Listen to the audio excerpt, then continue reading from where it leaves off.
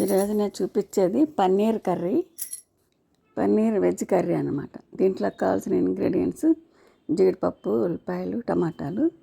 నేను ముందుగా 2 టమాటాలు, 2 ఉల్లిపాయలు, 10 జీడిపప్పు తీసుకున్నాను. ఉల్లిపాయలు ఇట్లా కట్ చేసి పెట్టుకోవాలి. అట్లాగే టమాటాలు కూడా 2 కట్ చేసి పెట్టుకోవాలి.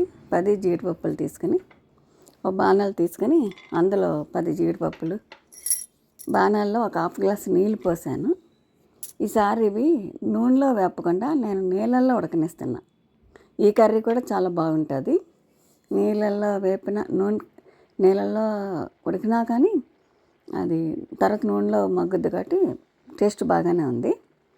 అట్లా హాఫ్ గ్లాసు నీళ్ళు పెట్టుకొని జీడిపప్పు, టమాటాలు, కట్ చేసుకున్న ఉల్లిపాయ ముక్కలు అన్నీ వేసి బాగా ఉడకనివ్వాలన్నమాట.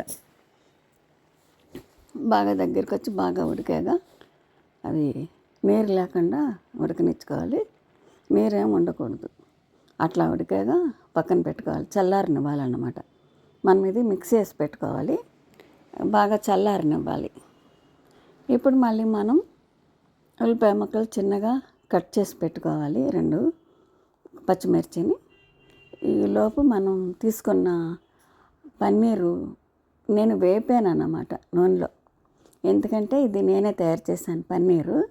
అందుకని ఎట్లా ఉంటుందో ఏంటో కొన్నది కాదు అని నూనెలో వేపాను. అందుకే కొంచెం పొడిగా అవుతున్నట్టు వచ్చిందన్నమాట. కొన్నదైతే గట్టిగా ఉంటాయి ముక్కలు. ఇది కొంచెం ఇంట్లో తయారు చేసిన వాళ్ళని అట్లా ఉంది. ఆ పన్నీర్ ముక్కలు వేపుకున్న దాంట్లోనే ఉల్లిపాయ ముక్కలు వేపాను. ఈ టమాటా చల్లారింది మిక్సీ పట్టుకున్నా. ఉల్లిపాయ వేగిన తర్వాత పచ్చిమిర్చిని మిక్సీ పట్టిన టమాటా, ఉల్లిపాయ, కాజు అలా ఉల్లిపాయ వేగిన దాంట్లోనే వేసుకోవాలి.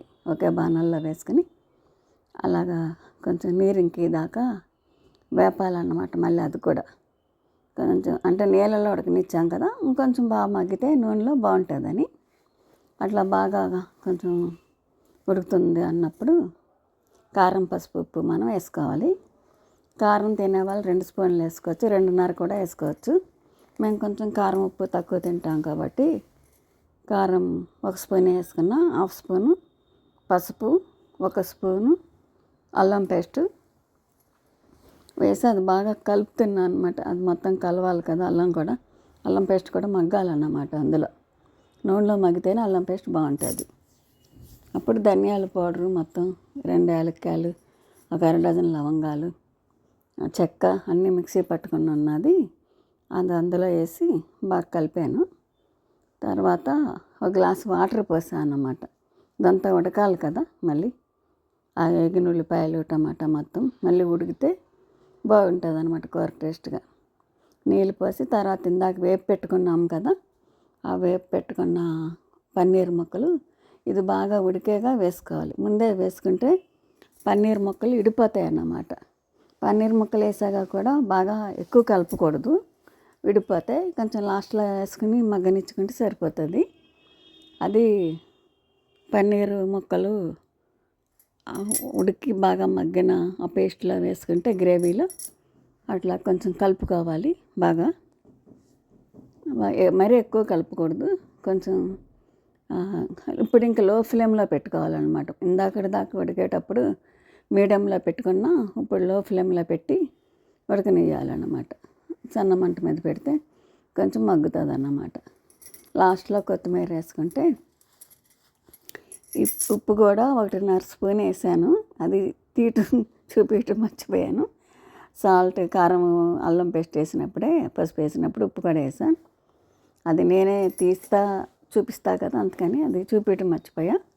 1.5 స్పూను సాల్ట్ వేసా. అది అలా నూనె తేలుతున్నట్టు బాగా మగ్గాలన్నమాట. నూనె తేలాలి కూర మీద. నూనె తేలితేనే నీళ్ళంతా ఆవిరైనట్టు బాగా ఉడికినట్టు కూర అప్పుడు టేస్ట్ బాగుంటుంది అన్నమాట. అట్లా ఉడుకుతుంది చూడండి. సిమ్లో పెట్టాను నేను, అందుకే స్లోగా మగ్గుతుంది. మొత్తం బాగా అట్లా ఉడికితే కూర చాలా టేస్ట్ ఉంది, బాగుంది. పన్నీర్ వెజ్ కర్రీ ఇది అందరూ తినచ్చు.